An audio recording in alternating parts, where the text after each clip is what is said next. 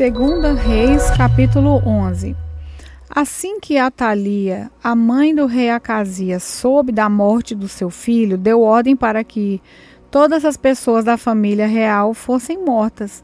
Porém, Joás, filho de Acasias, escapou. Ele ia ser morto junto com os outros, mas foi salvo pela sua tia, Jeoseba, que era filha do rei Jeorão e meia-irmã de Acasias. Ela levou Joás e a sua babá para um quarto do templo e o escondeu de Atalia. Assim, ele não foi morto. Durante 6 anos, Jeoseba cuidou do menino e o conservou escondido no templo, enquanto Atalia era a rainha.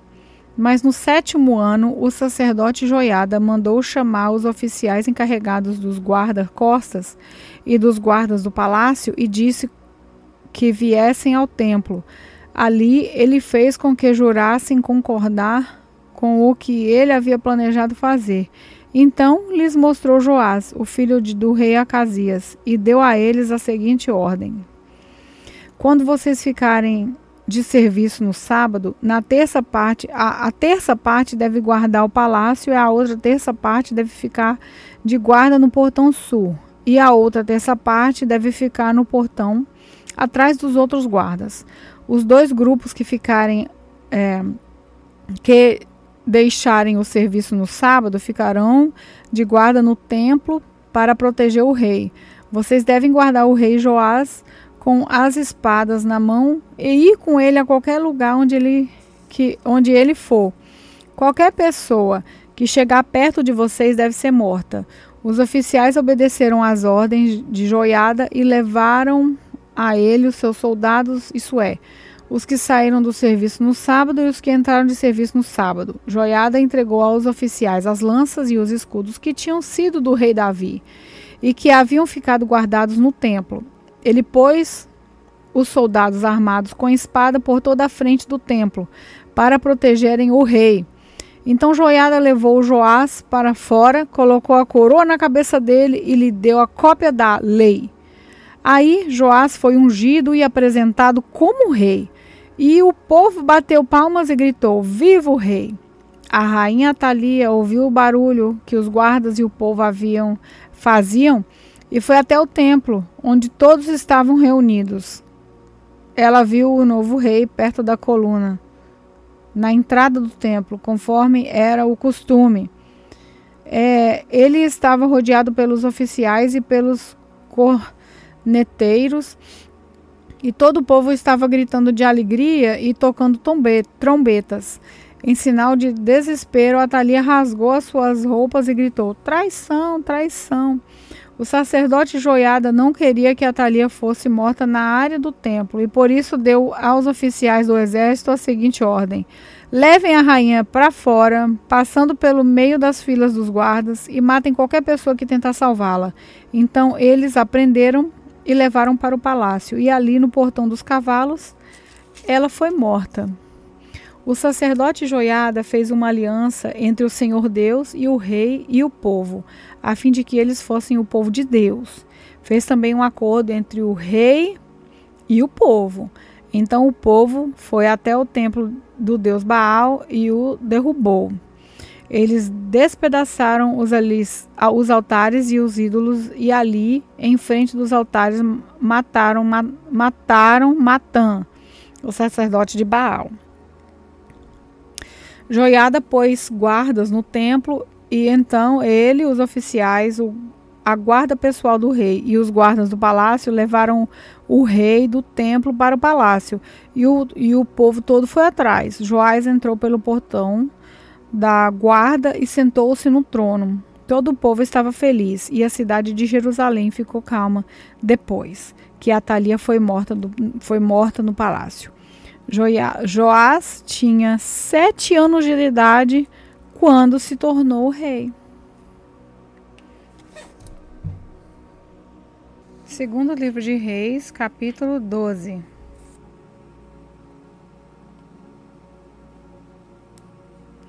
No 7º ano do reinado de Jeú de Israel, Joás se tornou rei de Judá. Ele governou em Jerusalém 40 anos. A mãe dele se chamava Zíbia e era da cidade de Berseba. Durante toda a sua vida, Joás fez o que agrada a Deus, o Senhor, pois o sacerdote Joiada o aconselhava. No entanto, os lugares pagãos de adoração não foram destruídos e o povo continuou a oferecer sacrifícios e a queimar incensos ali. Joás chamou os sacerdotes e mandou que eles ajuntassem todo o dinheiro recolhido no templo, isso é, os pagamentos pelos sacrifícios, os impostos do templo, o dinheiro das promessas e as ofertas voluntárias. Cada sacerdote era responsável pelo dinheiro trazido pelas pessoas que ele servia. E o dinheiro era para ser usado nos concertos do templo. Mas no ano 23 do reinado de Joás, os sacerdotes ainda não haviam feito nenhum concerto. Por isso Joás chamou Joiada e os outros sacerdotes e lhe perguntou: por que vocês não estão consertando o templo? De agora em diante, não fiquem com o dinheiro que receberem, mas entreguem para que os concertos possam ser feitos. Os sacerdotes concordaram com isso e também concordaram em não ficarem encarregados de fazer os concertos no templo. Então Joiada pegou uma caixa, fez uma abertura na tampa e pôs a caixa no templo. Os sacerdotes que tomavam conta da entrada punham na caixa todo o dinheiro dado pelos adoradores. Quando viam que já havia muito dinheiro na caixa, o secretário do rei e o grande sacerdote vinham, contavam o dinheiro e o punham em sacos. Depois de registrarem a quantia certa, eles entregavam o dinheiro aos homens que estavam encarregados do trabalho do templo. E estes pagavam os carpinteiros, os construtores, os pedreiros e os cortadores de pedra. Também compravam a madeira e as pedras para os concertos e pagavam todas as outras despesas necessárias. No entanto, nenhuma parte do dinheiro era usada para fazer taças de prata, bacia, trombetas, tesouras de apagar pavios de lamparinas ou qualquer outro objeto de prata ou de ouro. Todo o dinheiro que era usado para pagar os trabalhadores e para comprar o material dos concertos. Os homens encarregados do trabalho eram honestos em tudo, e por isso não havia necessidade de pedir que prestassem conta do dinheiro. O dinheiro das ofertas para tirar culpas e das ofertas para tirar pecados não eram colocados na caixa, mas ficava com os sacerdotes. Nessa época, o rei Hazael da Síria atacou a cidade de Gate e a conquistou. Depois resolveu atacar Jerusalém. O rei Joás de Judá pegou todas as ofertas que Josafá, Jeroão e Acasias, que haviam sido reis antes dele, haviam separado para Deus, o Senhor. Junto com essas ofertas, ele pôs as suas próprias ofertas e todo o ouro que havia no tesouro do templo e do palácio e mandou tudo como presente para o rei Hazael. Então, Hazael desistiu de atacar Jerusalém. Todas as outras coisas que o rei Joás fez estão escritas na história dos reis de Judá. Os oficiais do rei Joás fizeram uma revolta contra ele. Então, dois deles, Josacar, filho de Simeate, e Josadabe, filho de Zomer, o mataram na casa construída no aterro que havia sido feito ao lado leste da cidade de Jerusalém, na estrada que desce para a cidade de Silá.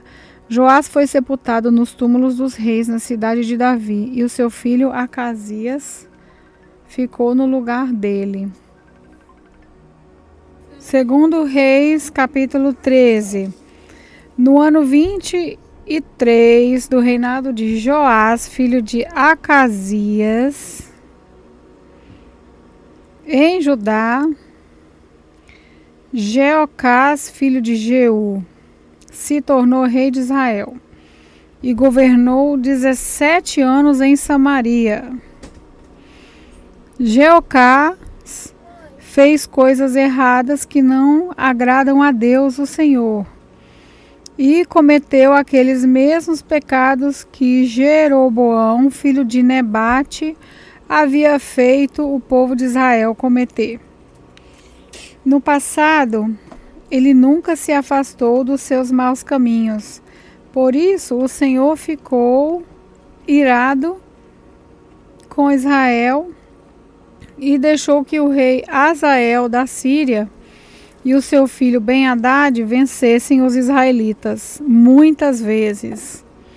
Então, Jeocás orou a Deus, o Senhor, e ele respondeu à sua oração, pois viu como o rei da Síria fazia o povo de Israel sofrer. O Senhor mudou um líder que livrou os israelitas dos sírios, e assim eles viveram em paz como antes. Porém, não abandonaram aqueles pecados que Jeroboão havia feito com o povo de Israel cometer no passado, mas continuaram cometendo-os, e o poste da deusa Aserá ficou em Samaria.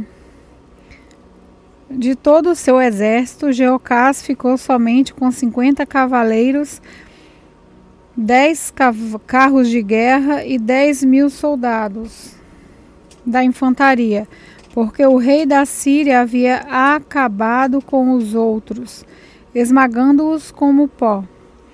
Todas as outras coisas que Jeocás fez e também os seus atos de coragem estão escritos na história dos reis de Israel.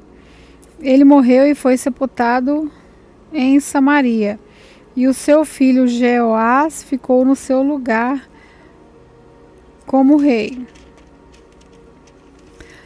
No ano 37 do reinado de Joás de Judá, Jeoás, filho de Jeocás, se tornou rei de Israel e governou 16 anos em Samaria. Jeoás fez coisas erradas que não agradam a Deus, o Senhor. Ele não abandonou aqueles mesmos pecados que Jeroboão, filho de Nebate, havia feito o povo de Israel cometer no passado, mas continuou cometendo-os. Todas as outras coisas que Jeoás fez e também a sua coragem na batalha contra o rei Acasias de Judá estão escritas na história dos reis de Israel. Jeoás morreu e foi sepultado nos túmulos dos reis em Samaria, e o seu filho Jeroboão II ficou no seu lugar como rei. O profeta Eliseu foi atacado por uma doença sem cura. Quando ele estava para morrer, o rei Jeoás foi visitá-lo. Então abraçou e chorou, dizendo: meu pai, o Senhor foi como um exército para defender Israel.